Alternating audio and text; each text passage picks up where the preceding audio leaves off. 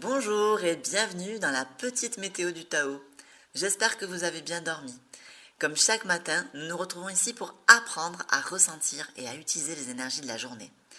Aujourd'hui, nous sommes le mercredi 10 août, c'est un jour de fermeture du cycle et il est placé sous l'influence de la transformation numéro 48 du Yi Jing, le puits. Nous avons donc travaillé pendant 13 jours sur notre capacité à respecter nos limites et cette journée permet de finir le boulot.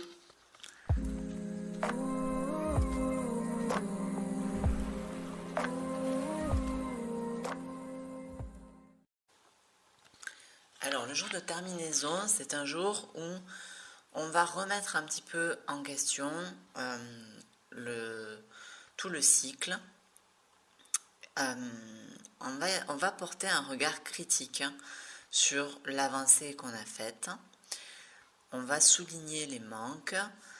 Et en fait, alors que dans le jour d'ouverture, on était dans une complétude de la vertu qu'on venait de développer, là, sur le jour de terminaison, on est vraiment à aller chercher la petite bête, et c'est ce qui est demandé.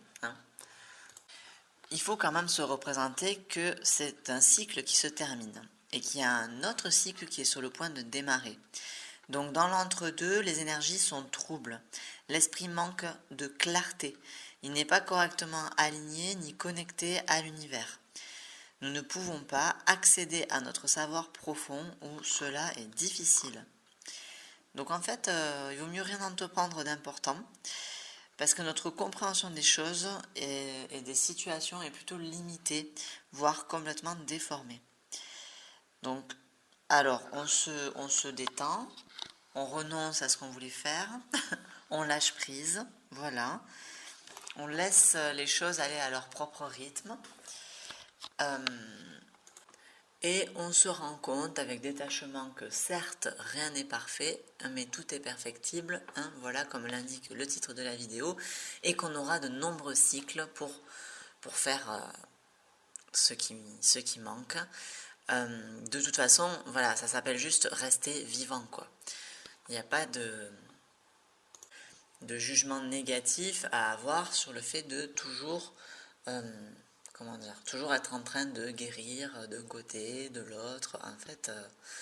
En fait, voilà, ça s'appelle simplement guérir. Notre corps le fait. Des cellules qui sont en permanence en train de mourir, qui sont en train d'être créées. Donc, c'est simplement le processus de la vie. Sauf que bien souvent, on oublie de le faire avec notre esprit. Plutôt, on résiste, et c'est là aussi un petit peu l'origine de certaines souffrances. Et c'est aussi en partie le but caché de cette météo. Je ne vous le cache plus d'ailleurs maintenant. C'est de rester en mouvement, de rester vivant jusque dans son propre esprit. Alors maintenant, cette transformation du Yi Jing, qu'est-ce qu'elle nous raconte? Donc, le puits, dans la tradition chinoise, c'est un élément civilisateur. C'est l'élément qui à la fois permet aux villes d'exister et en même temps celui qui reste.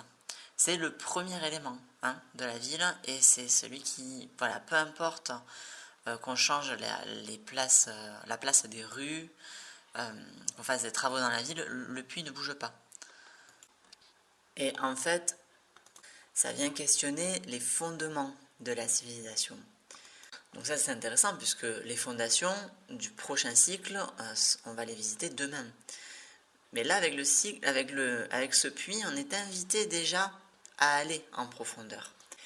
Et du coup, moi ce que je vous propose de faire, c'est de reprendre un petit peu l'ensemble du cycle, notamment lorsque vous vous demandiez pourquoi vous faisiez certaines choses, de faire une sorte de bilan, de dégager une impression générale. Et pourquoi pas même de vous poser des questions qui n'attendent pas forcément de réponse, qui sont plutôt des problématiques. Ça peut être du style, voilà, cette personne a vraiment besoin de moi et elle n'a personne d'autre, mais ce n'est pas faire preuve d'humilité que de satisfaire à sa demande. Comment je fais? Voilà. Et là, immédiatement, on peut s'apercevoir qu'il y a encore quelques filtres égotiques qui traînent de ci, de là. Hein. Mais c'est bien normal. De toute façon, voilà, on ne s'en débarrasse jamais complètement. Hein. Le conseil avec le puits aussi, si vous voulez, c'est d'y aller lentement sur cette journée. D'aller en profondeur et lentement. De ne rien brusquer. Pour ramener de l'eau du puits, il faut faire coulisser lentement le seau et, voilà, et essayer de ne pas le renverser, voyez. Et comme en plus on a l'esprit troublé sur cette journée de fermeture, l'idée voilà, c'est de reprendre chaque jour et de faire un bilan sans trop forcer, sans se brusquer, doucement. Merci d'avoir regardé cette vidéo jusqu'au bout. Dites-moi dans les commentaires comment vous avez ressenti la journée de la veille. Et n'hésitez pas à me solliciter pour un tirage de Yijing ou pour un accompagnement personnalisé basé sur votre thème en astrologie chinoise. Et puis surtout, prenez le temps de sentir pleinement ce que cette journée vous propose d'unique. À demain!